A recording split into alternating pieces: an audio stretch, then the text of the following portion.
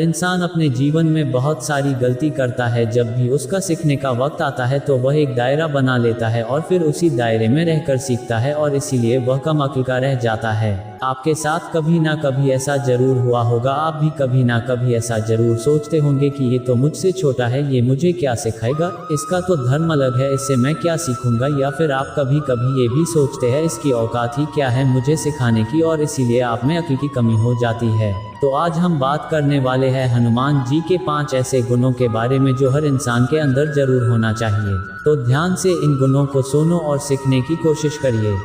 जीवन में बड़े लक्ष्य बनाएं और उन्हें हासिल करें। पहली जो सबसे बड़ी सीख हमें हनुमान जी की जिंदगी से मिलती है वो ये है कि बड़े लक्ष्य बनाओ और उसे हासिल करके दिखाओ। आप सभी याद कीजिए कि जब आप सब छोटे थे और कोई भी व्यक्ति आपसे प्रश्न पूछता था कि आपको अपने जीवन में क्या बनना है, तो आप उसे कहते थे कि मुझे पायलट बनना है, इंजीनियर बनना है, डॉक्टर बनना है या फिर कलेक्टर बनना है। लेकिन अब अपने आप से प्रश्न कीजिए कि क्या आप आज वो है जो आप बनना चाहते थे? बिल्कुल नहीं है। हनुमान जी के जीवन से हम ये सीख सकते हैं कि जीवन में हमेशा बड़ा लक्ष्य बनाओ और उस लक्ष्य को हासिल करके भी दिखाओ। हनुमान जी जब छोटे थे तो उन्हें दूर पर एक चमकती हुई चीज नजर आई जो कि सूरज था, और हनुमान जी को लगा ये कोई फल है और वो उसे खाने के लिए दौड़ पड़े। इंद्र जी ने उन्हें रोकने की बहुत कोशिश की लेकिन वो नहीं रुके और उसे अपने मुंह में ले लिए।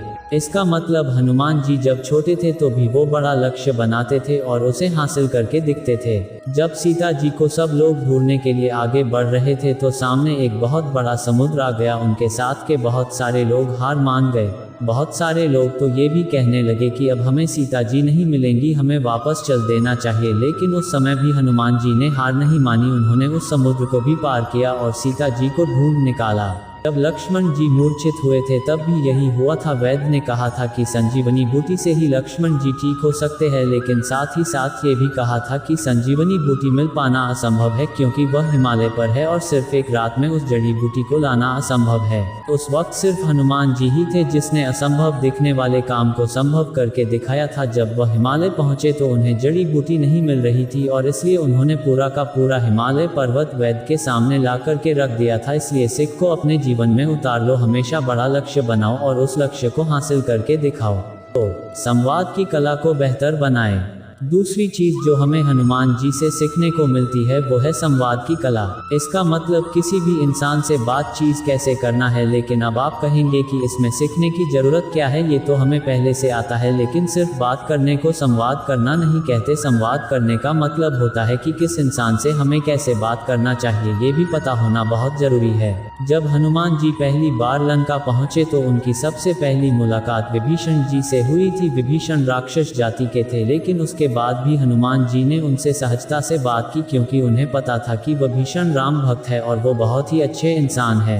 बाद में जब हनुमान जी सीता जी के पास पहुंचे जो उन्होंने बताया कि श्री राम जी ने उन्हें ढूंढने के लिए भेजा है, लेकिन सीता जी ने उनकी बात पर विश्वास नहीं किया, उन पर शक किया, उन्हें बुरा भला कहा और कहा कि ये राक्षसों की कोई चाल है। और इस बात से भी हनुमान जी को गुस्सा नहीं आया, परेशान नहीं हुए। उन्होंने बहुत ही विनम्रता के साथ सीता जी से बात की, उन्हें अपना परिचय दिया और जो शक सीता जी को था उस शक को दूर करने के लिए श्री राम के द्वारा दी गई अंगूठी को सीता जी को दिया। यहाँ पर संवाद का बहुत ही बड़ा रोल है। लेकिन जब हनुमान जी रावण से मिलने पहुंचे तो वहां पर कुछ और ही संवाद था। वहां पर हनुमान जी ने उन्हें अपने शक्तियों का परिचय दिया जो रावण हनुमान जी को सिर्फ एक वानर समझ रहा था। हनुमान जी ने बता दिया कि उनके अंदर कितनी शक्ति है। इसलिए आपको भी अपने जीवन में पता होना चाहिए कि आपको कब, कैसे और किस प्रकार से बात करना है। निरंकारी बने।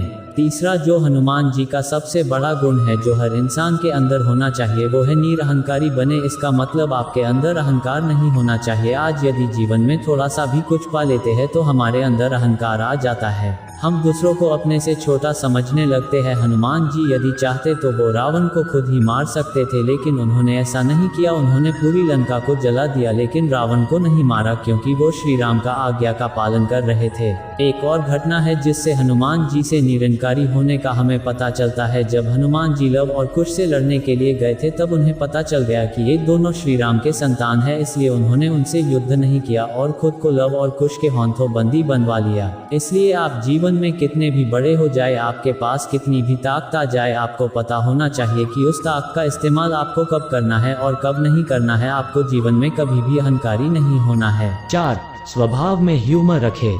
हनुमान जी की जीवन की चौथी सबसे बड़ी सीख है कि हर इंसान के अंदर ह्यूमर का होना बहुत जरूरी है। हनुमान जी हमेशा कुछ ना कुछ करते रहते थे जिससे माहौल खुशनुमा बना रहे, लेकिन आप सोच कर देखिए आपके आसपास में जो लोग रहते हैं वो हमेशा कोशिश करते हैं कि माहौल को कैसे खराब किया जा सके, और वो पूरी कोशिश भी करते हैं, लेकिन 5. लक्ष्य मिलने तक विश्राम ना करें। हनुमान जी की 5वीं सबसे बड़ी सीख है कि आपको जब तक लक्ष्य ना मिल जाए तब तक आप विश्राम ना करें। हनुमान जी जब समुद्र को पार करने के लिए आगे बढ़ रहे थे तो मैनाक पर्वत ने उनसे निवेदन किया कि आप थोड़ी देर यहाँ पर आराम कर ले, लेकिन हनुमान जी ने मना कर दिया और कहा कि जब तक मैं अपने लक्ष्य को प्राप्त नहीं कर लेता तब तक मैं आराम नहीं करूँगा। हमें भी अपने जीवन में इस सीख को जरूर सीखना चाहिए कि जब तक हमारा लक्ष्य प्राप्त ना हो जाए तब तक हमारे अंदर आलस्य और आराम की भावना नहीं आना चाहिए। एक बार फिर से इन गुणों को ध्यान से देखें और उन्हें अपने जीवन में अपनाएं। 1.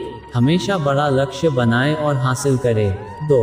संवाद की कला को बेहतर बनाएं। 3. निरंकारी बने। 4. स्वभाव में ह्यूमर रखें। 5. लक्ष्य मिलने तक विश्राम ना करें।